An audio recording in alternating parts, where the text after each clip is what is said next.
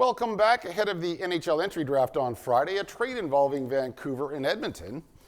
Evander Kane posting on social media this morning, he's leaving the Edmonton Oilers and joining the Vancouver Canucks. He writes, quote, "I'm incredibly excited for the next chapter of my career," unquote, adding that Vancouver is a city that lives and breathes hockey.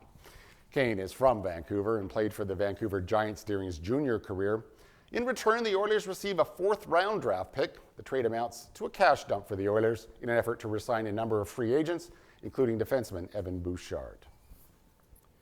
Well, several hockey greats have received the prestigious call as the Hockey Hall of Fame announced its latest inductees. Our first player inductee is Jennifer Bottrell.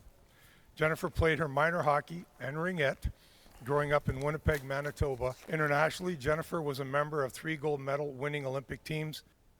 Alexander McGillney, who played with the Vancouver Canucks and Buffalo Sabres, was named to the Hall. He'll be joined by Joe Thornton, who played for 22 seasons, along with Stanley Cup winning defenseman Zdeno Chara and Duncan Keith. And 2 Canadians are expected to hear their names called at tonight's NBA draft. They're hoping to join the growing list of Canadian talent taking the league by storm. Ryan Nembhard and Will Riley, both from Kitchener, Ontario, are looking to be selected in this year's draft. Nembhard played for Gonzaga. His brother Andrew currently plays for the Indiana Pacers.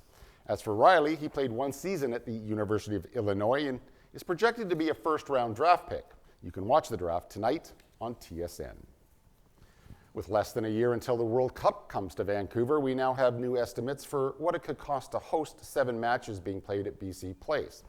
And while the overall price tag has gone up in the past year, so too have projected revenues. The gross costs of hosting the World Cup in Vancouver are now somewhere in the range of $532 and $624 million. The estimate revenue, however, is in the range of $448 to $478 million. That results in an estimated net cost of between $85 and $145 million. While we still have no clue what nations will play in Vancouver, the province believes the event will create a major boost to tourism.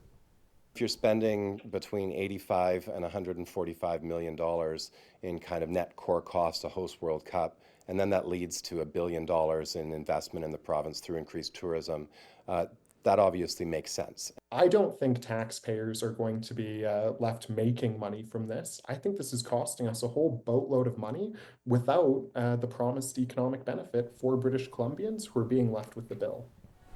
The Taxpayers Federation says it commissioned a poll that showed 55% of British Columbians do not believe hosting the World Cup is worth the cost. The advocacy group is urging the Premier to back out, but the province has told FIFA it's eager to host more than 7 games already on the schedule at BC Place.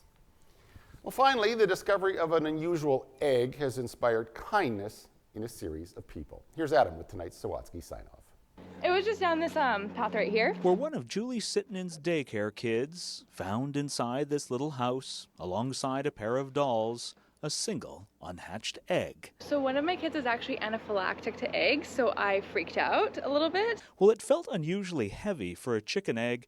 It was not unusual for Coral Clay to offer help. Created a little nest for it. Coral also grabbed a heater to keep it warm, added a stuffy to keep it company, and called a few animal rescue organizations that might keep it safe. But they couldn't help.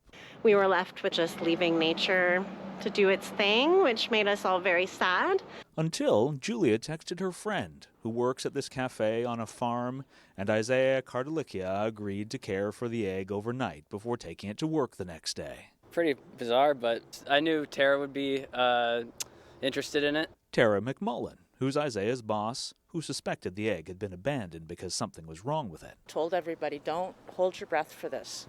This is not gonna happen. Still, Tara placed it in her incubator and looked after it for weeks before out popped a baby peacock. It was absolutely perfect. It's just the cutest little thing in the world. They named him Chickpea, and Tara spent the next few days caring for him round the clock. Doesn't matter if it's a baby peacock, a baby kitten, a baby dog, or a baby. They're all a lot of work. Which is why Tara is so grateful a local veterinarian who owns a chicken has agreed to adopt Chickpea, so the hen can raise the peacock as one of her own. I absolutely know he will have the best life ever. That's so cute! While they say it takes a village to raise a child well, when it comes to an abandoned peacock egg, it takes a collective of kind people to raise a chickpea well. It doesn't matter what it is. Be kind. Spread the love. Everybody wins. Adam Sawatsky, CTV News, North Saanich. All right, that is our newscast for tonight. Thank you so much for watching. We'll see you back here tomorrow night at 6. Good night.